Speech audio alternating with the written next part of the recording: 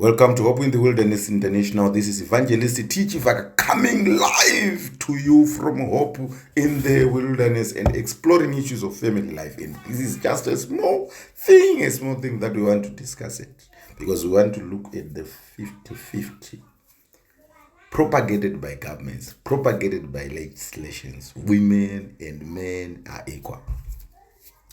There are advantages and disadvantages to everything. While the 50-50 equality is good for economy, it's good for money, it's good for business, it's good for empowering women, and then they are almost like on top and they are no longer be controlled. I don't know what control means by their husbands, because now they have money, they have properties, they have everything else and all that stuff. But that 50-50 is good for economy, but very bad for intimacy, very bad for marriage, because what sparks intimacy between a man and women is polarity, which is the difference between femininity and masculinity. So if women are going to muscle up their masculinity side, and then they become masculine, men become masculine, that home, there's no spark, there's no love, there's no sensuality, there's no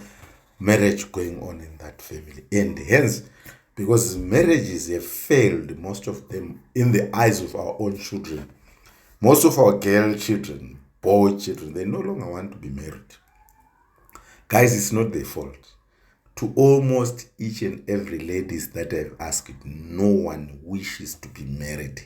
Almost, I think I meet wrong people and I interview wrong people.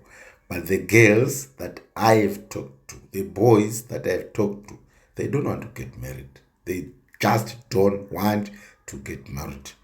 And if they don't get married, but they still produce kids, and some of them are even vying for AI, artificial insemination. Imagine just taking a sperm of somebody that you don't know.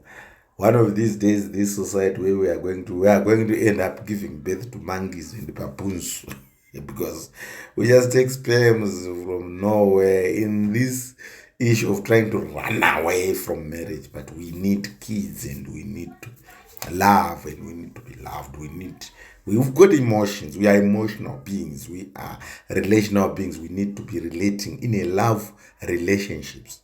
Their love relationships are almost always every day where we. But those people in love relationship, where is it ending? Nowhere, because they don't want to get married.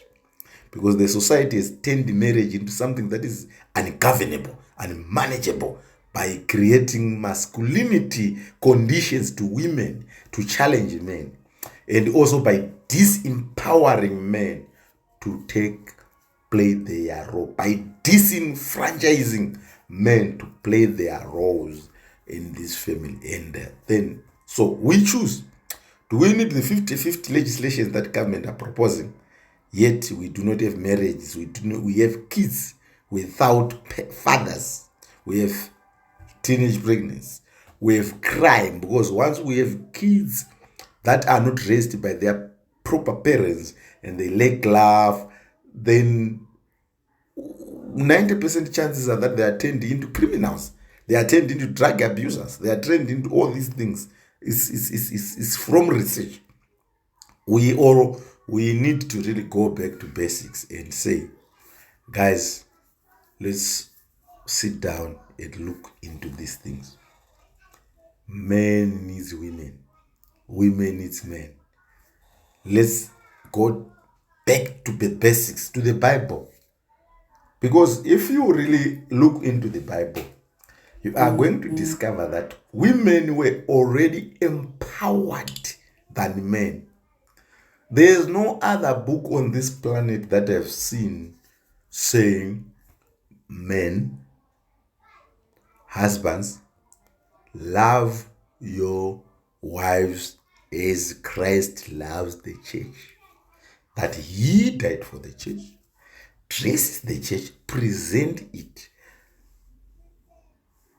without any blemish before the Father. In other words, men are literally asked to die for a woman that you love. You are the protector, you are the provider, you protect her emotionally, you protect her physically, you protect her mentally, you protect all facets of women. And there's no woman that does not want that kind of a man. But because of what we are propagating now, it seems as if, or because of history, or because of a patriarchal society that did not function according to what was envisaged, because patriarch is not bad in itself, but people practiced it, took that as an advantage to suppress women. But instead of us addressing that, we now saying, no, let's empower them, let's be more powerful than men. And then marriages are difficult to run. And when marriages are difficult to run,